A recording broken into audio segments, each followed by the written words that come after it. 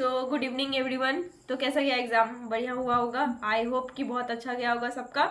तो बहुत मुश्किल से मुझे पेपर मिला क्योंकि मैं एनालिसिस जल्दी से करना चाहती थी आप लोग को जल्दी जल्दी, ताकि आंसर्स पता चल जाए, आप लोग श्योर हो सके। क्योंकि अभी बहुत ज़्यादा पैल्पिटेशन होता है कि क्या सही हुआ, क्या गलत हुआ, कितना मार्क्स आया है।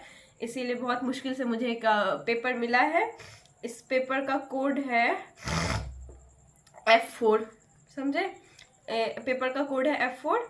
और मैं उसमें जूलॉजी से नहीं, बोटनी से स्टार्ट करती हूँ अपना पेपर एनालिसिस। क्वेश्चंस तो अच्छे ही थे, ज़्यादा हाई लेवल के मुझे नहीं लगे बायो के। एसएसएन रीजनिंग कुछ थे एंड कुछ स्टेटमेंट वाले भी थे, अच्छे खासे क्वेश्चन। तो सबसे पहले वाला eukaryotes application of DNA takes place in, ये तो सभी को पता होगा, सभी इसको करेक्ट करके आए होंगे। इसका होगा एस्पेस, option number 1। Now moving to question number 102। Cellulose does not form blue colour with iodine because, इसको पता ही होगा कि इसका ये does not contain complex helix, क्योंकि इसमें नहीं होता है, स्टार्च में होता है, इसीलिए it can not hold iodine molecule. तो इसका ऑप्शन नंबर 2 है is the correct answer. Now coming to question number 103। In gene gun method use to introduce alien DNA into host cells micro particles of, ये direct question है, direct line है, इसका पता है tungsten और gold, means option number 2। 103 का option number 2। 104 का what is the function of tassels in the corncob, ये थोड़ा सा है, मतलब जो मिस्टेक कर सकते हैं इसमें थोड़ा सा कर सकते हैं मिस्टेक, लेकिन जिसका कंसेप्ट बढ़िया से क्लियर है तो उसको पता रहना चाहिए कि जो कॉर्न का कॉब है वो ट्रैप करता है पोलन ग्रेन को, क्योंकि उसका काम ही है पोलन ग्रेन को ट्रैप करना। तो इसका option number 1 is the correct answer. Now coming to 105। तो ये असर्शन रीजनिंग वाला क्वेश्चन है। तो इसका असर्शन है lay to date few xylary elements with narrow vision, और इसका रीजनिंग है, रीजन है cambium is less active in winter. तो ये वाले का cambium is less active in winter, हम लोग को पता ही है, कैम्बियम ज़्यादा एक्टिव स्प्रिंग में होता है। And lay to dash few xylary elements with narrow vision, ये मेरे को गलत लग रहा है, इसीलिए I will go with option number 3, that is A is false and but R is true. 106 का डायरेक्ट क्वेश्चन इकोलॉजी से, the historic convention on biological diversity the earth summit was held in the Rio de Janeiro in the year 1992, इसका option number 1। 107 का what is the role of RNA polymerase 3 in the process of transcription in eukaryotes. तो इसका तो tRNA वाले अगर आपको पता है, देखिए और किसी ऑप्शन में टीआरएनए वाला नहीं है, तो अगर आपको ये पता है कि ट्रांसक्रिप्शन ऑफ टीआरएनए में हेल्प करता है, आंख बंद करके और कोई ऑप्शन देखना नहीं है, तो इसका ऑप्शन 1 होगा। 108 का हेट्रोस्पोरस तो पता ही है, सेलाजिनेला एंड साल्वेनिया, इसका ऑप्शन नंबर 1 होगा। 109 का the forces generated by the transpiration can lift a xylem sized column of water 130 metres height, ये तो सही है। Transpiration cools leaf surface sometimes 10 to 15 degree by evaporating cooling, मेरे को ये भी सही लग रहा है, तो मुझे ये दोनों ही स्टेटमेंट सही लग रहे हैं। Then I would go with the question number answer number 4। 110 का reaction centre in PS2 has an absorption maximum, बहुत सिंपल सा था, 680 नैनोमीटर। और उसके बाद आते हैं 127 पे, रिप्रोडक्शन इन फ्लावरिंग प्लांट का ये क्वेश्चन है। The haploid diploid and triploid structures of a fertilised embryo sac angiosperm में, फर्टिलाइज्ड एम्ब्रियो सैक का, तो यहाँ का पहला ही है यार आंसर। एंटीपोडल सेल्स हम लोग को पता है वो हैप्लॉइड होता है, उसके बाद सिनर्जिड वो डिप्लॉइड होता है, क्योंकि वहाँ पे आते हैं मेल गैमेट आते हैं और एक ऑलरेडी प्रेजेंट होता है।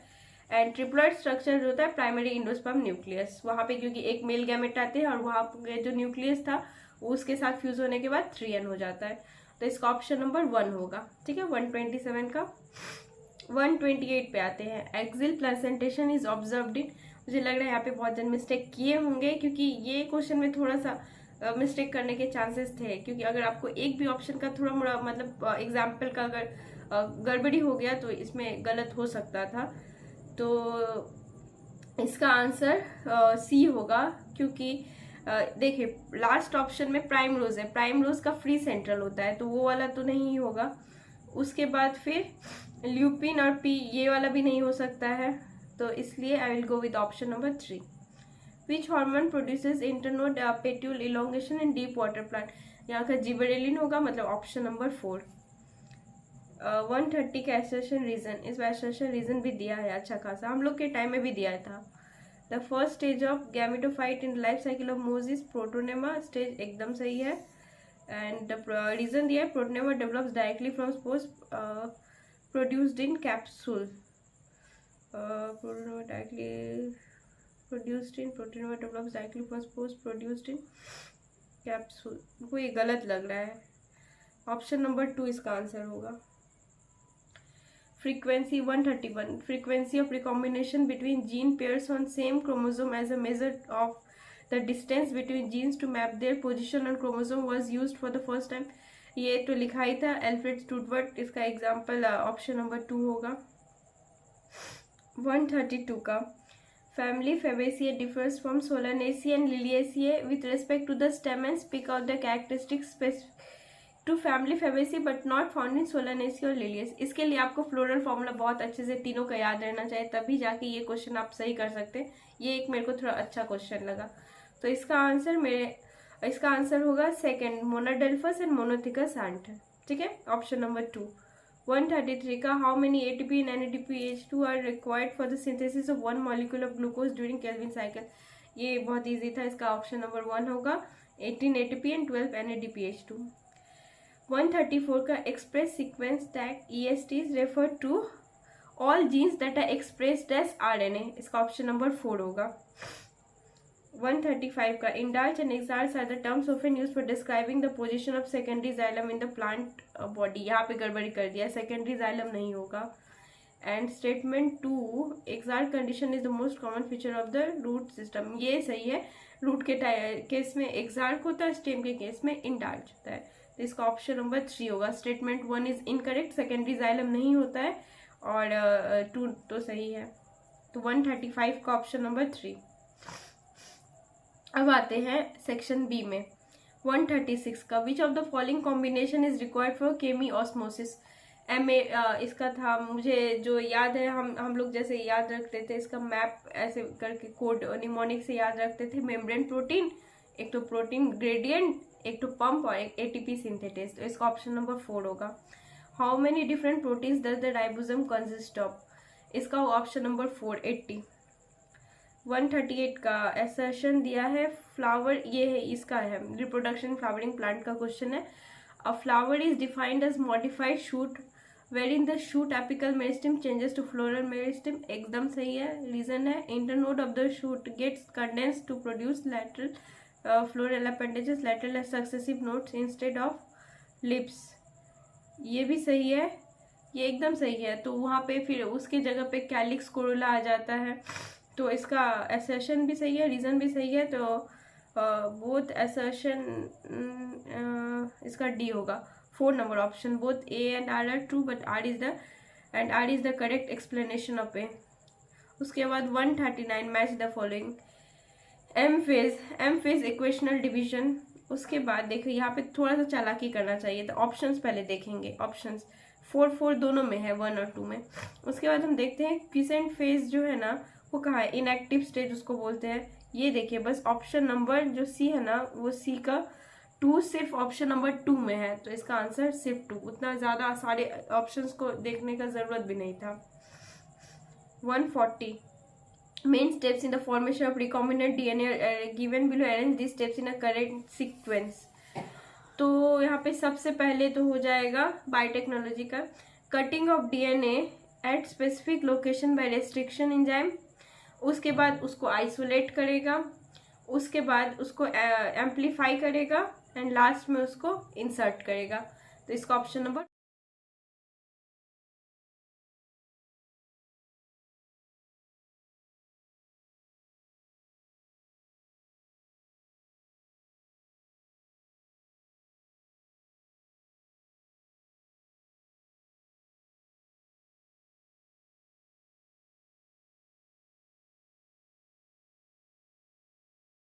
आते हैं 141 पे। यहाँ पे 2 स्टेटमेंट दिया है, बताना है कि कौन सा करेक्ट है। तो स्टेटमेंट 1 बोला है कि Gauss competitive exclusion principal states that 2 closely related species competing for the same resources cannot coexist indefinitely and competitively inferior one will be eliminated eventually. एकदम सही है ये. अब स्टेटमेंट 2 देखते हैं. In general carnivores are more adversely affected by competition than herbivores. ये गलत है, हार्बिवोर्स ज्यादा अफेक्टेड होते हैं. तो इसका statement 1 is correct, statement 2 is incorrect. तो इसका होगा ऑप्शन नंबर 2. 142 कोहेशन. इसका भी देख लीजिए ऑप्शन, मतलब कौन सा कॉमन आ रहा है कौन सा अनकॉमन आ रहा है, वहां से आप एलिमिनेट कर दीजिए. पूरा एग्जाम्पल को पूरे मैच द फॉलोइंग के ऑप्शंस को चेक नहीं करने का कोई जरूरत नहीं है. सबसे पहले देखते हैं कि guttation, water loss in liquid phases का होगा. ठीक है, तो डी का हम लोगों का 3 होगा. डी का 3 किस किस में है? 3 में है और 4 में है. तो अब 3 और 4 ऑप्शन को बस देखना है.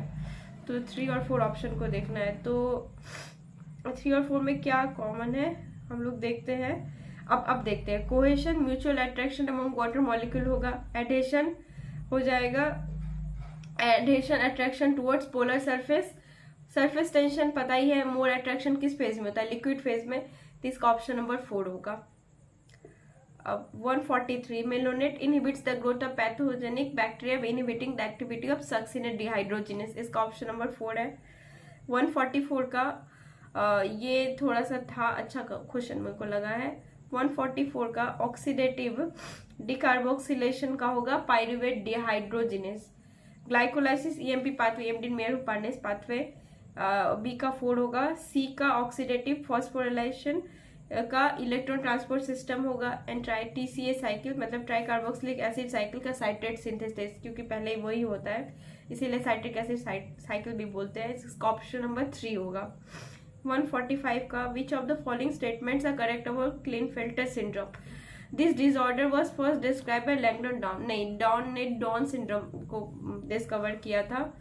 Such an individual has overall masculine development, एकदम सही है. However, the feminine development is also expressed, ये भी सही है, क्योंकि Klinefelter syndrome में क्या होता है? XXY. तो the affected individual is short statured. नहीं, ये होता है in case of Down syndrome में. Physical, psychomotor and mental development is retarded, ये भी Down syndrome में होता है.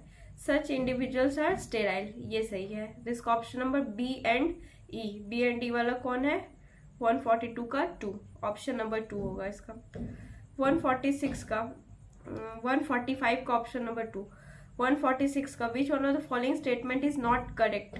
Algal Bloom caused by access of organic matter in water improve water quality and promote fisheries. बिल्कुल गलत, ये वाटर की क्वालिटी को डिग्रेड कर देता है. ऑप्शन नंबर 1 ही है, तो और ऑप्शन पढ़ने का जरूरत नहीं है. 147 In gymnosperm, the pollen grains are released from the microsporangium and carried by air currents. सही है. Air currents carry the pollen grains to the mouth of Archegonia, where the male gametes are discharged and pollen tube is not formed. ये गलत है, pollen tube form होता है. तो इसका assertion सही है, reason गलत है. तो A is true but R is false. 147 का ऑप्शन नंबर 2. 148 का मैच द फॉलोइंग. फिर से देखिए, आयरन का क्या होगा? एक्टिवेटर ऑफ कैटलिस्ट पता है. जिंक सिंथेसिस ऑफ ऑक्सीजन में मदद करता है.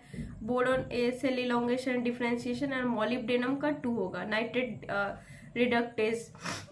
इसका ऑप्शन नंबर 2 होगा. 148 का 2. 149 का mutualism plus plus, commensalism +0, amensalism minus हो जाएगा -0 और पैरासिटिज्म हो जाएगा +-. तो इसका ऑप्शन नंबर ए आ जाएगा. 150 का lenticels are lens shaped opening permitting the exchange of gases. सही है एकदम. barks form early in the season को hardbark, ये गलत है. bark is a technical term that refers to all tissues exterior to vascular cambium, ये भी गलत है. phyllogen is single layered in thickness, ये भी गलत है. और D का है bark refer to